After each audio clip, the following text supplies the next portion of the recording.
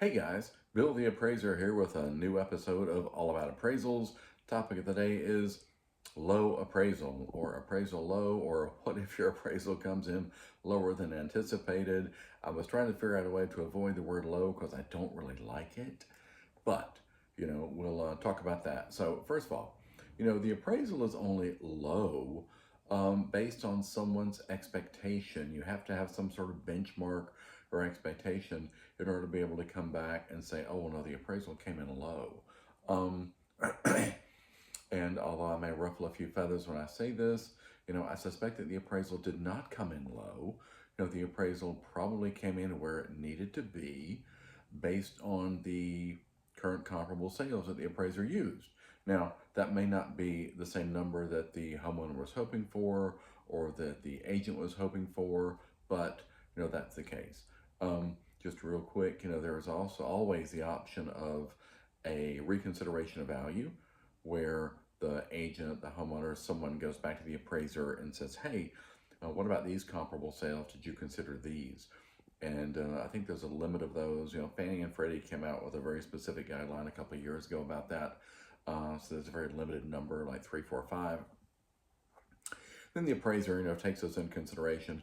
What I see from comments from appraisers on some of the Facebook pages is that by and large, when a reconsideration of value is sent, that more often than not, the comparable sales that are offered up were already used and or considered in the original appraisal, which explains why about 95% of all appraisal reconsideration of values go unchanged. So, if you do go down this road of potentially having what you consider low appraisal and you go for the reconsideration of value, there's a very good chance that the appraiser will opt not to change the value based on the other sales. Look at my notes here, and so just some things that, it could be that the starting number was not great, that it was maybe not based on solid information, that, again, back to, it's only low because of an expectation. So where did that expectation come from? Where did that information come from that was used to set that expectation? Why did someone think that the home would appraise for $450 when the appraisal came in at $425?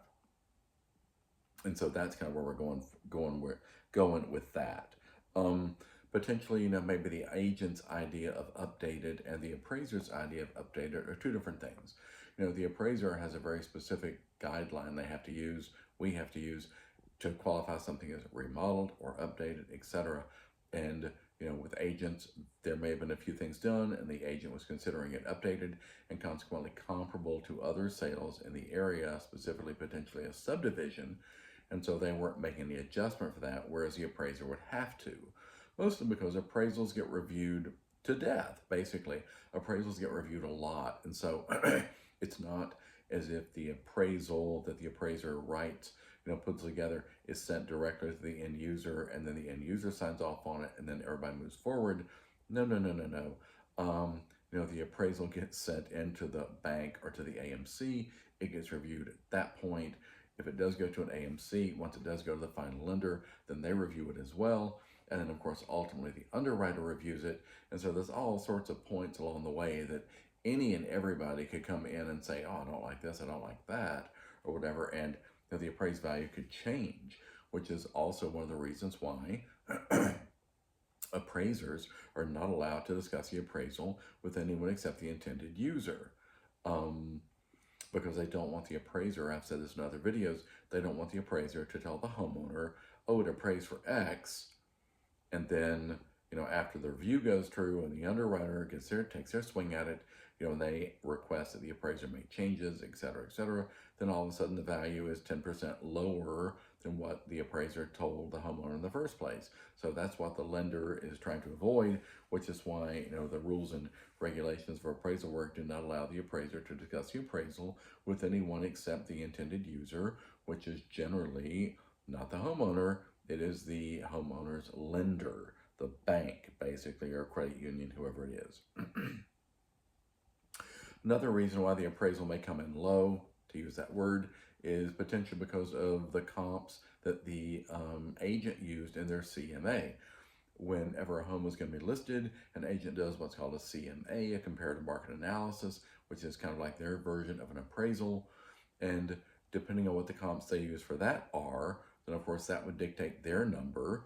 And then the appraiser comes in, and once again, when the agent does their CMA, they're not beholding or responsible to anyone for that. They don't, even if they're the agent, their broker doesn't go over that as far as I know. Their broker doesn't okay that. The agent pulls that together and does that on their own. Actually, I think the way it is most MLSs put together the CMA based on the information that the agent includes. So if the agent goes in and picks, 6 comparable sales, and then they tell the MLS to create a CMA, it does that based on the information pertaining to the subject property, and then based on the information pertaining to the comparables that were used for the CMA, and it kicks out an amount, and then the agent can go with that amount or increase that or decrease that based on whatever information they choose to use. It's possible the list price is based on an old CMA. Sometimes the whole listing of a home, etc., takes time. So it's possible maybe the CMA was done 3, 4, 5, 6 months ago, and now they finally get around to listing it. And maybe now, that really is not a great CMA, not a great comparative market analysis. Maybe the market's changed a bit, and any appraisal at any given time, is based on the comparable sales available at that particular point in time. So if the CMA was done 3, 4, 5 months ago, it's possible that some, if not all, of those sales that the agent used have timed out, as we say, and could no longer be used by the appraiser. An appraiser can only use sales that are within the past 12 months. So if the CMA was done 3, 4, 5, 6 months ago, and they were kind of older sales to begin with, maybe it's a very stable neighborhood. If it's in a what we would call well-defined subdivision, we'll talk about that. And that is often the case. Well-defined subdivisions are solid. A lot of times there's not a lot of turnover. People like those subdivisions. They stay there. They're happy. By the same token, that also means a relatively smaller number of sales. And so if there have been no more recent sales, the agent at the time would have used the sales that were available 3, 4, 5, 6 months ago. Whereas the appraiser, if there are no current sales, they may be going outside the subdivision, and maybe those sales just don't support the current asking price. That's also an option. You never know. Square footage. I've made a couple of videos about this. Square footage is generally considered to be all of the contiguous square footage under roof, meaning everything on the first floor. If there is a bonus room that you can access from inside the house, that would also be included. If there's a second floor that you can access from inside the house, that would also be included. Anything that's not contiguous, anything that you can't get to basically from the first floor, would not be included. Now, they would get credit for that ultimately somehow, some way, as an additional line on the report or something. But if you happen to have one of those finished rooms over the garage that you cannot access from within the heated square footage of the main level, then that would be counted separately. Now, again, the agent would probably count that along with everything else because it's there. The appraiser would not. If the property happens to have a detached garage and a finished room over that, same situation. An agent would probably be inclined to include that, saying, well, the house has this, and then you have this other room that's this. They're going to add all that together. The appraiser cannot count all that together. The appraiser has to count that separately. Just looking at this, again, back to my notes, agents very often do not mention things that are negative about a property, whereas, again, the appraisal, because it gets reviewed quite a bit, it behooves the appraiser to go ahead and, address the elephant in the room, so to speak. If the property is located next to a house of worship, the appraiser has to acknowledge that. If it's located next to a strip mall, the appraiser has to acknowledge that. Next to a school, next to a fire station, etc., the appraiser has to acknowledge that, and in all likelihood, depending on what that thing is, very well may need to make a negative adjustment against most, if not all, comparables because of it. Unless the appraiser can find a comparable or multiple comparables that have that same exposure, the appraiser may end up making what we call an across-the-board adjustment, which may be a 10% negative adjustment against all comps because the subject property is located next to any of those things I just mentioned. House of worship, strip mall, convenience store, liquor store, all those things. And whereas an agent would almost never do that, the appraiser has to do that because the appraiser knows that's what the lender expects. Because in that case, the home is atypical. It's not like your average home in a subdivision. And most people don't want atypical. They don't want the home beside the convenience store. They don't want the home beside the liquor store. They don't want the home beside the gas station or the fire station, that type thing. And so that could be, another reason for some of these lower values. Excuse me. I will admit, I had asked chat for its thoughts on this, and it gave me several things. And so I just thought, okay, let me go ahead and look at some of these things. One of the things I mentioned was potentially poor comparable selection by the agent. Well, I'm not going to say poor comparable selection, but I will say that, again, back to that whole time element, that if the CMA was done 3 or 4 or 5 months ago, and there have been several sales in the meantime, the appraiser is almost always going to use and give most weight to more recent sales. And let's just go ahead and say, if a property is located within a well-defined subdivision, the appraiser is almost going to start with those, and they will only go outside the subdivision if there is a need to do that. And so, me personally, when I have an assignment where the agent starts off saying, well, you can't use any of the sales in the subdivision, that's a red flag for me, because there's really absolutely almost no reason to use to not use the sales inside the subject subdivision. Another thing that chat spit out was an over improvement for the area, an over improvement for the subdivision. Over improvement means if a homeowner has made improvements and gone above and beyond what the average homeowner would expect in the market. If the homeowner has gone in and done a kitchen improvement that was, say, $50,000 when $25,000 would have been sufficient, that could be a problem. They're probably not going to get that money back. Along the same lines of a swimming pool. A homeowner might go out and put $75,000 into a swimming pool. The average buyer who is not really a pool person may be willing to give an extra $5,000, $10,000, $15,000 for a pool, but they're almost certainly not willing to pay an additional $75,000 because the home has a pool if they're not really a pool person. Sorry, I'm just getting back over to another page. Okay. A unique or atypical property. This is interesting because I had a phone call a few days ago from an individual. He was telling me about his amazing property, and it did truly sound amazing. But they had done this, they had done that, they had done the other.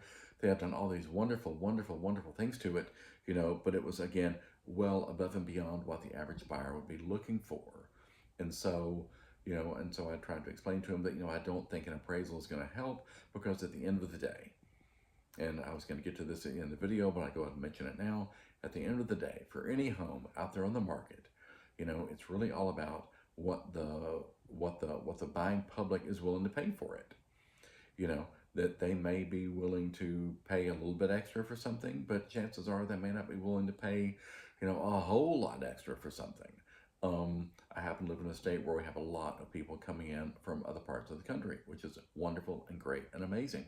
By the same token, they're willing to pay more because their perspective is how our land values, how our home values back home. And so they're thinking of, back up north in New York, New Jersey, and they, sold their home for $750,000, and they come down here and they realize they can get twice the home for half the money. They're more than willing to pay more than what a local buyer might pay, because they don't really have that same perspective. And so, sometimes that has to be taken into consideration. And again, that goes back to the kind of the basic fundamental difference potentially between an appraisal, what have other similar properties sold for, and then what an agent may be more inclined to look at, which is what might a buyer be willing to pay, particularly a buyer from another state, out of the area, who doesn't have the same perspective as a local buyer. See notes here now: functional obsolescence, external obsolescence. Again, the external obsolescence kind of goes back to the idea of, a home located near a fire station, located near a strip mall, located near businesses, things like that. You also have functional obsolescence, where things like if you have, for whatever reason, a portion of the house that is only accessible from the outside of the house. I've seen this on a few occasions. Again, back to kind of the idea of the frog, the finished room over a garage. If the garage is detached, but there is a finished room over it, an agent would almost always count that square footage and include it in the listing with the rest of the home, whereas an appraiser would never do that, and because they're not allowed to do that. They can't do it. They have to separate it out and give separate credit to that, as opposed to the agent who would include it and give it the same $200 a square foot, $225 a square foot they would for the rest of the home. Look at some other notes here. Yes, appraisal waivers. An appraisal waiver is something that lenders do where they basically don't require an appraisal. And so, the lender says, oh, well, looking at the credit worthiness of the buyer and the home itself, we've decided we don't need to have an appraisal done based on the contract price. We're just going to go ahead and forego the appraisal. So, in that case, no one ever really knows would it have appraised or not. And so if you have several homes in a subdivision that sold through appraisal waivers, then you don't really know were those homes really and truly, would they have appraised for that amount or not? The bank says, yeah, okay, we're good with it, but you don't really know because there's no proof. The bank waived the appraisal, so no appraisal was done, and the transaction took place, and everyone is using that. I say everyone being appraisers and potentially other agents in CMAs is using that information as proof, and maybe it is, maybe it's not, because you just never know. Because a transaction can take place without having an appraisal done. A homeowner can decide, hey, put my house on the market for $750 and see what happens. And all of a sudden, somebody comes along and they say, you know what, I like your house. I'm moving here from up north, out west, got money in my pocket, I'm willing to pay her $750, and they do the deal, and everybody goes home happy. And that goes down as a bona fide sale, as a verified sale, and appraisers, agents might likely be using that as a comparable sale in their appraisal work and their CMA. Now, by the same token, I did one, or was involved in one last year, I think. A homeowner had decided to put their house on the market for whatever reason. I think I talked about this in a previous video, but they decided to, for whatever reason, they came up with the number $500,000. It came to me to do, because very often even people who were paying cash still want an appraisal done because they just want to know, right? They just want that warm and fuzzy feeling that an appraisal gives them when they pay that little bit of extra money to get the appraisal done, and the appraisal comes back in at or above the contract price, and they're happy. With this one, even though I knew the contract price, it did not appraise for the contract price. It appraised significantly under the contract price. But as I understand it, as I recall, the buyer had checked that box in the contract that said it was not contingent upon appraising at or above the contract price. So even though it appraised significantly under the contract price, the buyer was still on the hook for the transaction, or they could walk away and forfeit their earnest money. And for some people, that might be a better option than going into a home, particularly if it appraises significantly under the contract price. So anyway, hope this has been informational. Hope this has helped people. Hope this gave you some good information. Please, as always, like and subscribe. Hit the like button and the subscribe button. Leave me some comments. Leave me some ideas for future videos. Already got a bunch. I talked to somebody today that, as I was talking to them, I said, wow, I should be taking notes too. She was taking notes during the conversation.